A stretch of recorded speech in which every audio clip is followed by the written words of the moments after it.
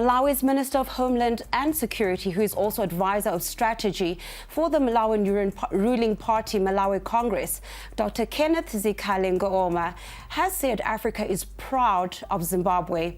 Dr. Ngoma said Zimbabwe is the only country on the African continent that is inspiring other states to chart their own path away from the shadow of colonialism.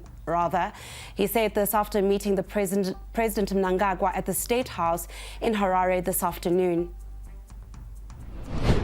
We are so proud of what has happened in Zimbabwe because of all odds, you are now the leading African country that has fought the West and managed to survive even in time of sanctions. This is a very good example that you have empowered your own people to do all the developmental issues which we thought maybe are meant for the foreign companies. The stage is set for Zimbabwe's incoming lawmakers to take oath of office. Members of the National Assembly and Senate will be sworn in tomorrow at 10 a.m. and 2 p.m. respectively. The members of the 10th Parliament have their task well defined, taking up where the 9th Parliament left. Just how big is the task lying ahead of the incoming legislators? Messi Marimbe gives us more. An oath is a verbal affirmation a person takes before assuming office. And Zimbabwe's latest crop of parliamentarians would do the same on Thursday. The electorate, which entrusted them with votes, will be watching.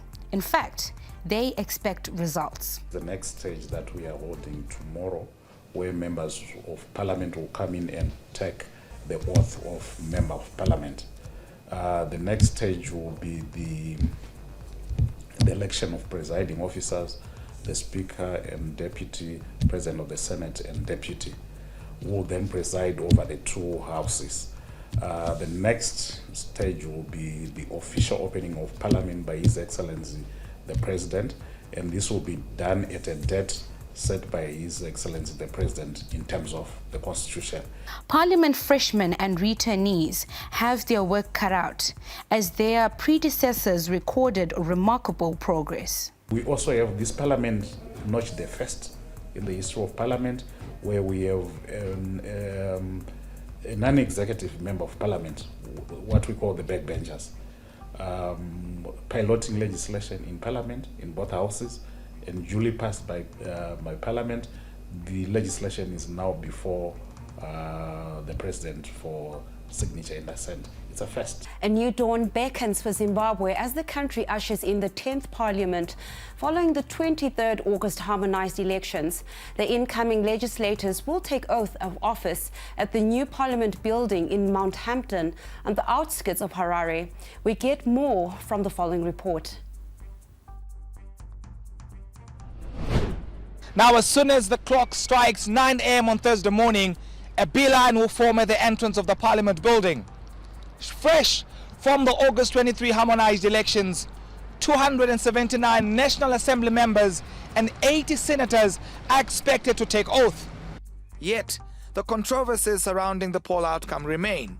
The Citizens Coalition for Change disputes the result, claiming irregularities and fraud. The party secured 73 seats in the National Assembly against ZANU-PF's 136. Much of SADC has also endorsed the elections as representing the will of the citizens. So, will the yellow portion of Parliament take its oath, grudgingly so, or will their swearing in supersede the party's call for fresh elections? The Zimbabwe senior men's team is set to play their 2026 World Cup qualifiers home matches away from home after the Confederation of African Football, CAF, excluded the National Sports Stadium from the list of pre-approved stadiums for the qualifiers, which are set to start in November this year. The Warriors start their campaign with a trip to Rwanda on the 13th of November before welcoming Nigeria a week later.